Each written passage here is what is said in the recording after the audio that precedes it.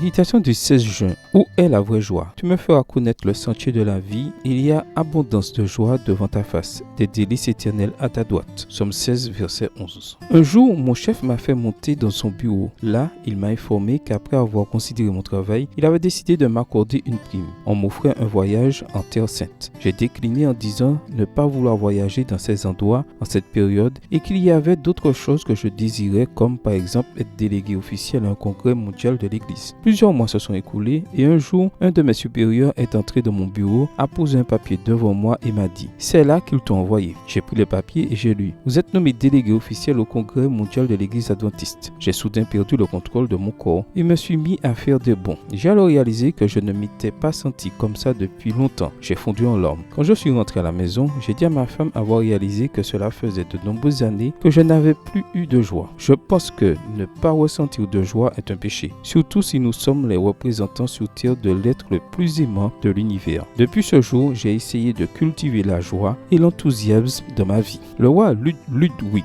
II d'Allemagne vécut au 19e siècle et essaya de trouver le bonheur en construisant des châteaux extravagants. Leur décoration intérieure était faite de miroirs, dans des cadres d'or, de tapis fins de Belgique, et il investit les plus grosses sommes dans les finitions. Les travaux durèrent 12 ans, mais Ludwig II n'eut l'occasion d'y vivre que 11 jours. Il dit « Ce furent les 11 jours les plus misérables de ma vie. Il voulut être seul, même ses serviteurs le dérangeaient. Il ne voulut plus voir personne. Dans la salle à manger splendide, il fit installer un ascenseur qu'on pouvait actionner par pression du pied. Il mangeait en silence et dans la solitude la plus absolue. Ce roi est devenu misérable. Il bâtit ses châteaux, mais mit fin à ses jours parce que ses châteaux ne lui donnaient pas satisfaction. Quel château bâtis-tu dans ta vie? Ne laisse pas les mirages du monde obscurcir ta vision et te faire perdre de vue la vraie joie qui se trouve dans le Seigneur. Je te dis aujourd'hui, tu trouveras en moi la pleine joie et la satisfaction. Viens et tu éprouveras la joie que moi seul peux te donner. Bonne journée à toi et que le Seigneur te bénisse.